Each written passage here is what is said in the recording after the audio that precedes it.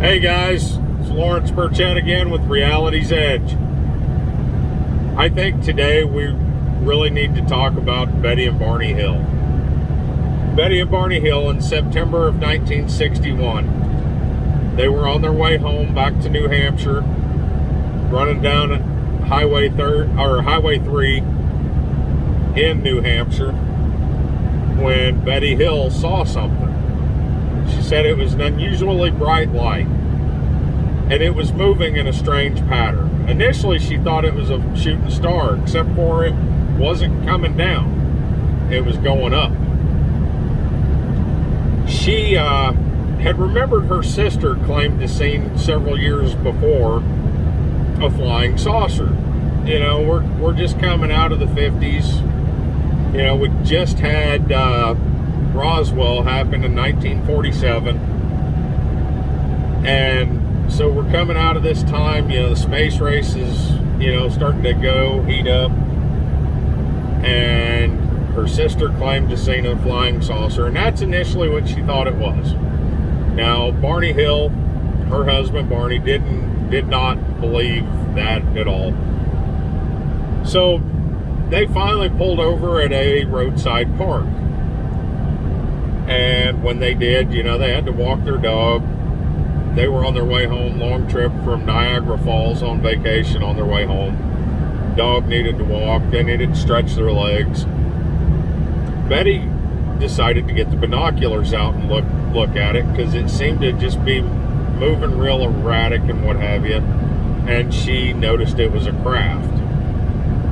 Now, they went ahead and got back in. Side note, Barney actually thought it might have been an airplane at the time.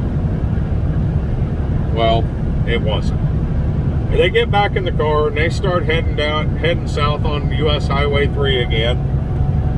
And they notice this craft is dropping really fast in altitude.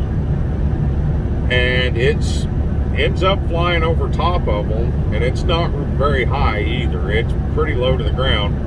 And gets in front of them and gets even closer to the ground, forcing them to stop. Well, Barney gets out.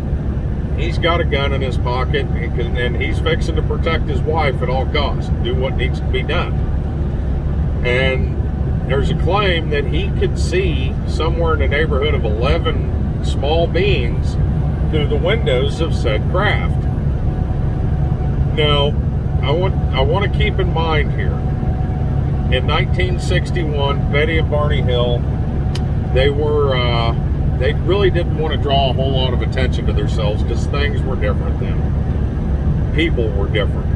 It was a rough time for a couple such as them. They weren't an interracial couple.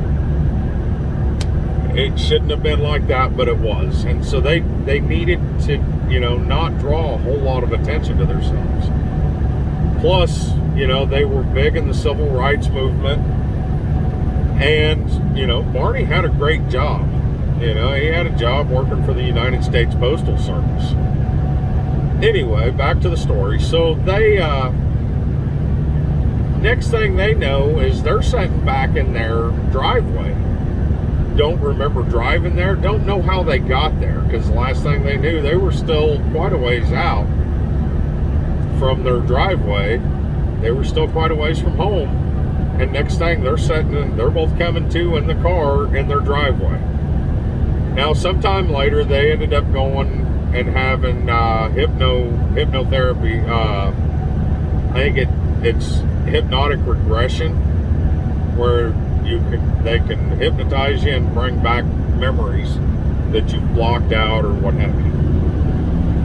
During this hypnotic regression, Betty is the first one that I remember reading about. She describes the beings that they saw, or that she saw, as being small in stature, frail-looking creatures, gray skin, big heads, and large black almond-shaped eyes. And what was also strange is there was humans on board, as she said too, reminded her of German soldiers. And, you know, they did all sorts of experiments on her. And she did ask one of them, "Where are you from?" And he pointed to the Zeta Reticuli star system or constellation. And that's where they got the name, the alien Greys got the name of the Zeta Reticuli race, because that's where they're from, according to her. Now, Barney Hill, I'm not 100% sure where all of the details with his regression, but he did describe the same type of beings, and they were doing experiments and stuff on him as well. So, this couple, I believe them. They had a lot to lose, being working with the civil rights movement, and the jobs that they had a lot to lose. And so I don't believe that they were just looking to get famous, because let's face it, nobody gets famous talking about being abducted by aliens or seeing UFOs. You want to be laughed out of a building? Tell them you were abducted by aliens. That's usually socially a death sentence. Nobody gets famous on that, or at least they didn't, But tell you what, folks, what are your thoughts? Do you think there's some truth to it? Me, I believe their story. If you do, hit me up in the comments. If you don't, hit me up in the comments and tell me why you don't believe their story. Thank you for watching today. Hit the like button if you liked it. If you're new to the channel, hit the subscribe button and ring the bell. Be notified every time a new video comes out.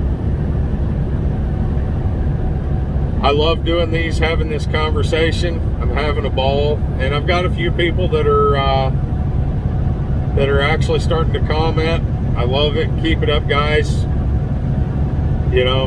Like to get more people commenting on stuff. Share this video with your friends, guys. Friends and family. Let's grow this conversation into something big. More importantly, let's make this conversation big enough that the people that are hiding information from us, let's make it big enough they can't hide it from us no more. Love yourselves, love each other. Peace out, guys.